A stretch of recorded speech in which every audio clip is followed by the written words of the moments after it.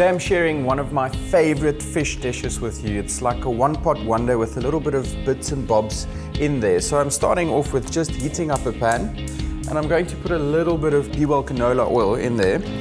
Next up will be the fish. I'm quite a big fan of hake. Skin side first, just to crispen the skin a little bit. If you don't hear that sizzling sound, remove the fish from the pan and start again. Don't fiddle with them too much, otherwise you're going to break the flesh. Just give them about 2 minutes to fry, and then we're going to start adding the bacon. And you can smell that fantastic smokiness coming from this fish as well as the bacon. What I want to do is just loosen the fish a little bit, remembering that fish cooks really quickly, so you really don't want to overcook this. The next step here is I want to add a couple of halved, parboiled, cooked baby potatoes. Just want to put it flat side down. You actually just want to warm them through. You don't really want to brown them at all. The next step would be to just add a little knob of butter. I'm using about 50 grams of butter.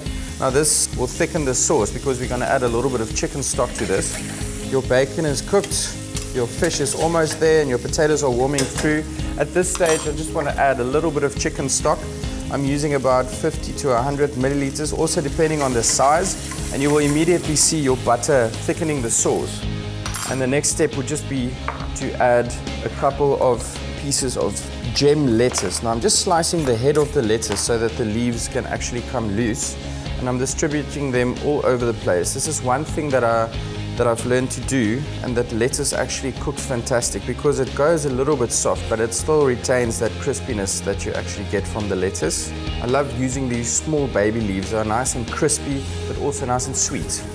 What you want to do is basically just wilt these leaves down. It will take about 2 minutes. And then whilst that is happening, I'm just going to add a handful of peas. You can use frozen peas that you have defrosted, but also fresh baby peas works fantastically. There we go. So what you want to do is basically just to tuck your little leaves into the sauce so that you can wilt them down. And as soon as they are starting to wilt down, we are going to add the secret ingredient is a little bit of lemon juice, just to cut through that creaminess of the butter. So just squeeze the juice through your fingers so that you get all the pips. You don't have to pick them out with a spoon later on. Fantastic. At this stage, the fish is cooked, the sauce is reduced to a beautiful creaminess, and there you have it, one of my favorite one-pot wonders, brought to you by Be-Well. Love, food, and life.